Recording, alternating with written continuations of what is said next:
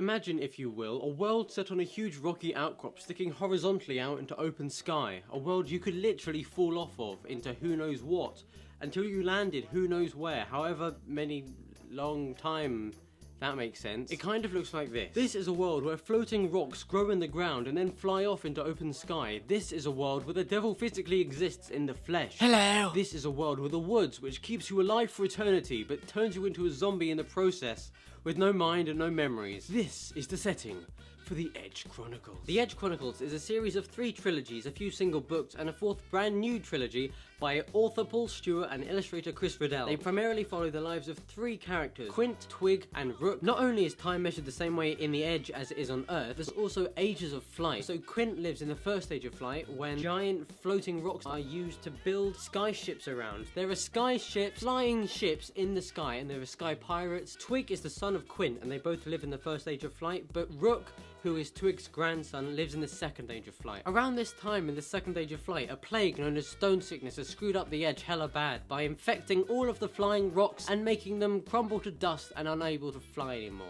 Unable to fly. And this means the end of the first stage of flight. No more flying rocks, no more flying skyships, so they need to find another way to fly, but they don't have the flying rocks. What do? Well, the Edge has buoyant wood.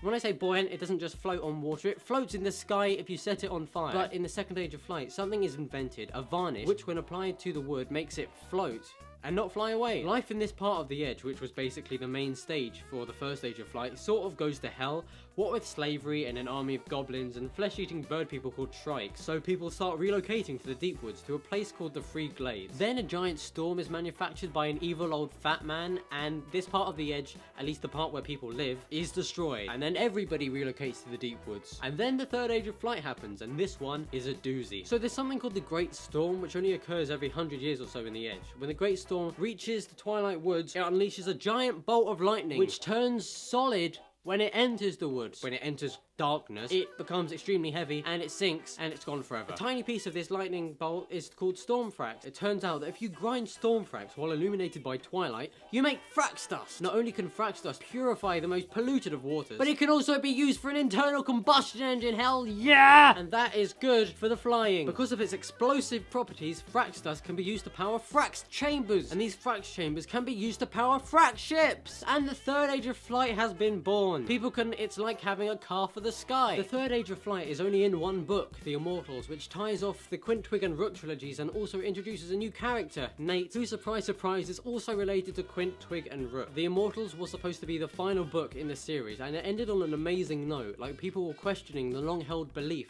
if you fell off the edge, you fell forever, and what lay beyond the edge, or should I say beneath it, or behind it, or upside down, or inside it. The final illustration in the Immortals is, if there could be a cliffhanger in drawing form, that would be it. There is a new trilogy coming out called the Cade trilogy. Hopefully this trilogy will end in the 4th age of flight, because that would be awesome. I've probably talked long enough.